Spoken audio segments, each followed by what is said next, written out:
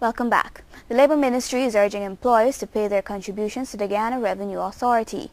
The Minister of Labour, Mansour Nadir, says checks will be made to ensure that this is done. He is also urging persons in the mining community to pay their contributions to guarantee benefits against all instances of illness. Nicole Telford reports. The Ministry of Labour and the Guyana Revenue Authority has established a task force to ensure persons who fail to make their NIS contributions are identified. Our inspectors will be asking employers to produce their last NIS payment as against the list of employees that they have. And when we find delinquent employers, we will alert the National Insurance Scheme. Labour Minister Mansour Nadir notes that there are more than 250,000 persons working in Guyana. However, only 120,000 are registered as contributors to the scheme. If you don't have an NIS card, there is no way your employee can pay in NIS on your behalf, because the NIS system now requires you to have an NIS number against which a payment is made. So if you feel that NIS is being deducted from you, you must have a card. The minister is urging persons in the mining sector to pay their contributions since they are often prone to accidents and illnesses. And many times when you're working in the mining sector, working for someone, and you get sick, they look to the next person looking for a job and leave you alone. So it offers some amount of social protection. Of course, it's a contributory scheme. Meanwhile, Minister Nadir says that the onus is upon the employee to ensure that their benefits are up to date so that they are not turned away for contributions not being registered. Nicole Telford, NCN 6 o'clock News.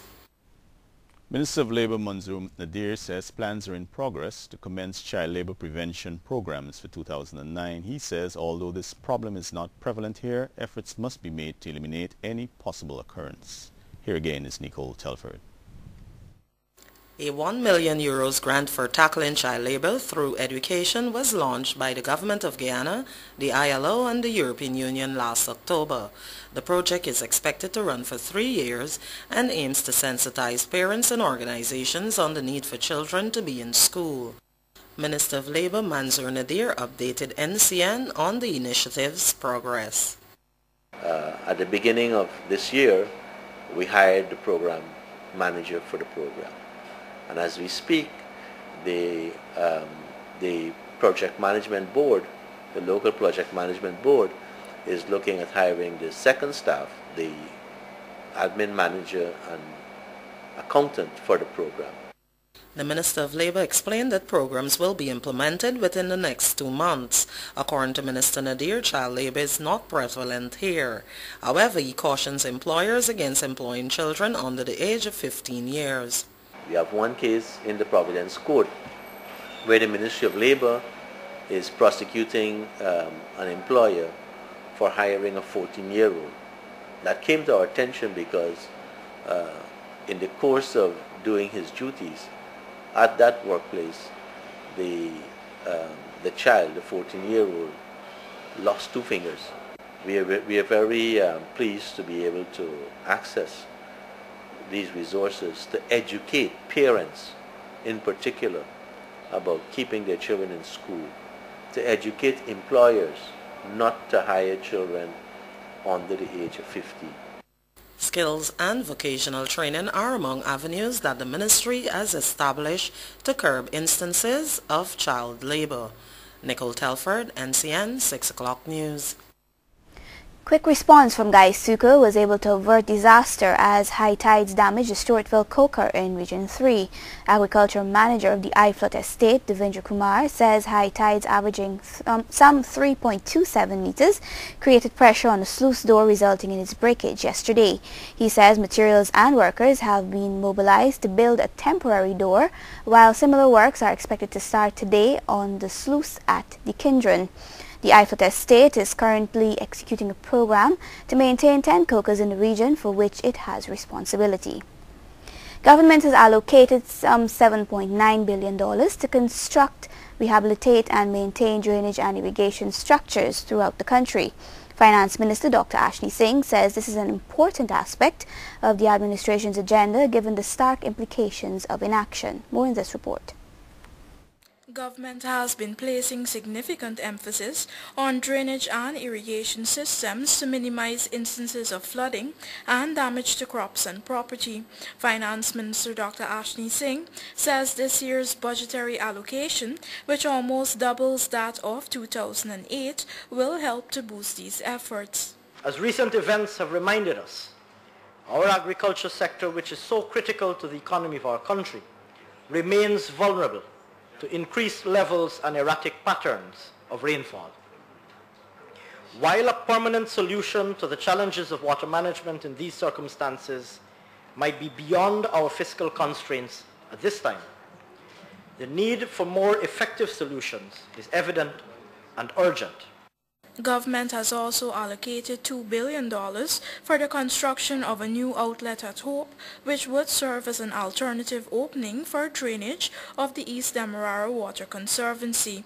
In an earlier interview with NCN, Agriculture Minister Robert Prasad said that bids are being examined while technical work is ongoing to start the project by mid-year. From all the technical data and all practical purpose and reasons there that developing the Hope relief channel is the way to go, and the government is committed in moving in that direction. And in fact, as I said, in this year's budget, a substantial amount of the $3 billion or thereabout required for this project will be put in place. The administration has also initiated a program to relocate and compensate persons living in the vicinity of the proposed site for the outlet. Meanwhile, some $1.2 billion will be spent to purchase more drainage and irrigation equipment, while $247.7 million has been allocated to strengthen the Hydromet office's weather monitoring capabilities. Reporting for the 6 o'clock news, I'm Shardalal. The Ministry of Education's Schools Mash Dance competition continued today at the Cliff Anderson Sports Hall featuring the Georgetown District. Here's Jaden Samuels. The Ministry of Education's Georgetown Schools Mash Dance competition continued today at the Cliff Anderson Sports Hall.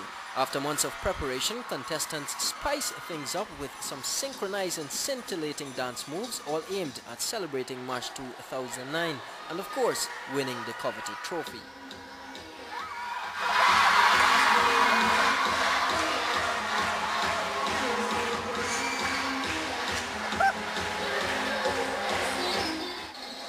A packed audience cheered on as Tutorial High School took control of the competition, followed by impressive dances from St. Stanislaus College and North Georgetown Secondary. Also making their presence felt today were Christ Church, Carmel North Georgetown and East Rumfeld Secondary Schools.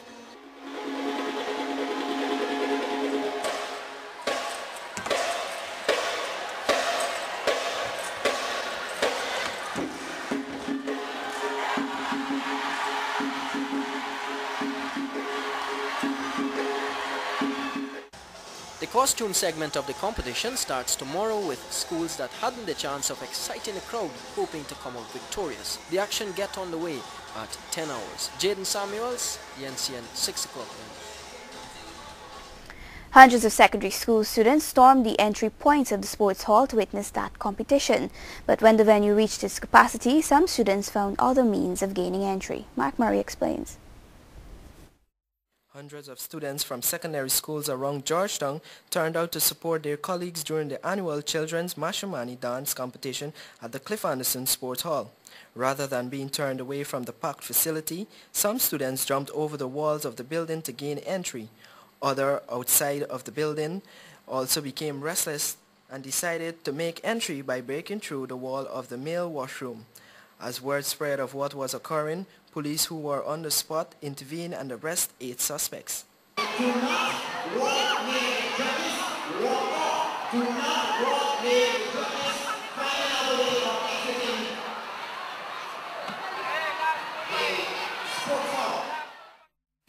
According to a police rank, another student suspected of stealing a teacher's bag was also arrested while the bag was later found.